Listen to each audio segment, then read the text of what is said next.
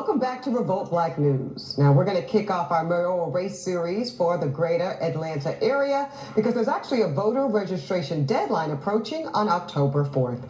Joining me now is Sandy Springs mayoral candidate and potentially its first black mayor, Mr. Dontaye Carter. Welcome to the show, brother. Oh, Eboni, thank you so much. How you doing today? Excellent. Now, Dontaye, you have a professional background in broadcast journalism. You've also worked in the Fulton County District Attorney's Office, and then you started your own PR firm. So tell us a little bit about how this diverse professional experience will prepare you well to be the mayor of Sandy Springs. I think it prepares me well to be the next mayor of Sandy Springs because I'm bringing a diverse experience to the table. Especially with my PR firm, you know, we worked on the cases of providing exposure for the Ahmaud Arbery case. We worked with Attorney Gerald Griffin. Many of the attorneys went in the surviving R. Kelly case. And we've done the same with the Jimmy Atchison case here in Atlanta, which we brought so much exposure to that case, it forced the feds to take a look at body cameras and having those used on their field agents. And so from the beginning of my career to the end, I really worked on changing policies that benefit our community and really provide equity to us all, and that's what I'm bringing to the table. Right now, we don't have anybody in office that looks like the other 50% of the population here in Sandy Springs, and we've got to change that. We got to put people in office that understand those plights and that are going to work and fight for change. And throughout my career, I've shown that I'm a fighter. I've shown that that's what I do, and that's what I'm going to do as mayor here in the city of Sandy Springs. All right. Now, also, you are running against a Republican incumbent, Dontaye, Mayor Rusty Paul. He's serving his second term. As you say, he does not look like us. What do you think makes you different, other than obviously the race? What critiques would you have of your opponent? You know, the reality is COVID has really hit this entire nation hard. In Sandy Springs, we've got Scottish Rite, we've got Northside, we've got St. Joe's Hospital. We've got three extremely large and busy hospitals here in Sandy Springs. Our doctors are overburdened, they're overworked, they're fighting to get beds for their patients. And so when we're talking about what he's done, it's a complete F. We've got housing affordability issues. More than 90% of our first responders can't afford to live in this city.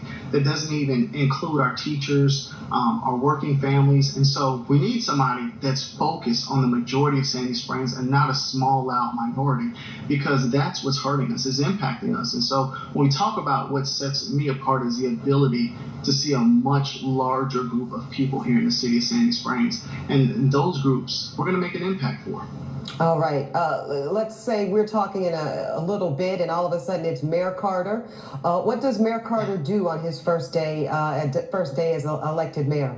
I'm going to be frank, I'm going to be real, but I mean, what we need on the first day is bold and courageous leadership. And when I talk about bold and courageous leadership, I'm speaking specifically about what I've gotten from listening to the doctors about mandating vaccines. We've really got to ensure that we can get out. I've got a 3-year-old daughter. I want to ensure that she's got a right, that she's able to embrace her right to live, right?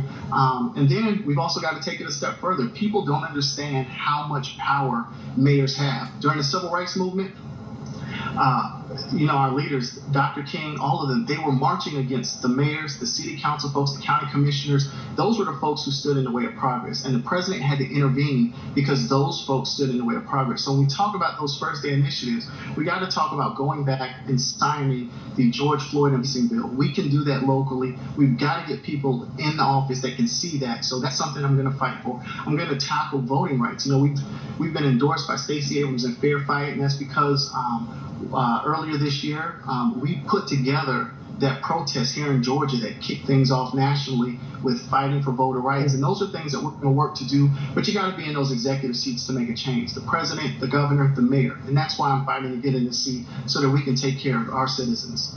I can tell. I like that enthusiasm. Before we let you go, Dontaye, you've told us about a lot of your policy plans as mayor, including local justice reform acts and things of this nature.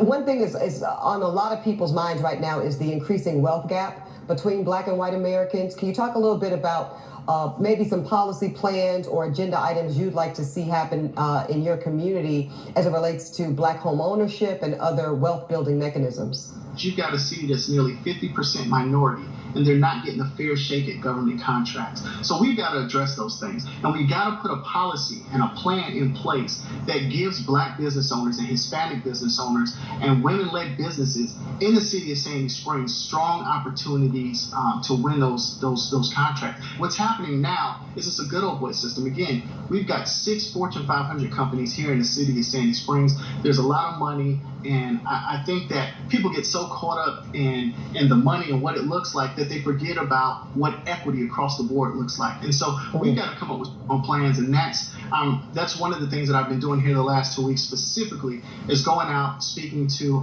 Latinx and Hispanic business owners, Black business owners, really finding what do they want. All right, Dontaye. Where can viewers who want to learn more about you and your campaign go for resources? Are there websites or social media places you can direct us? All in advance, of course, of this November 2nd general election. Yeah, they can check me out on www.dontayeformayor.com. We got a ton of great resources where you can early vote, where you can mail in your ballots. We got all that information up there. And if you want to tune in to us on social media, it's Dontaye for Mayor on all social media platforms. All right, Dontaye Carter, brother, thank you so much for joining us. And we here at Revolt wish you the very best on the campaign trail. Thank you so much, and I appreciate the time. Okay, shifting now.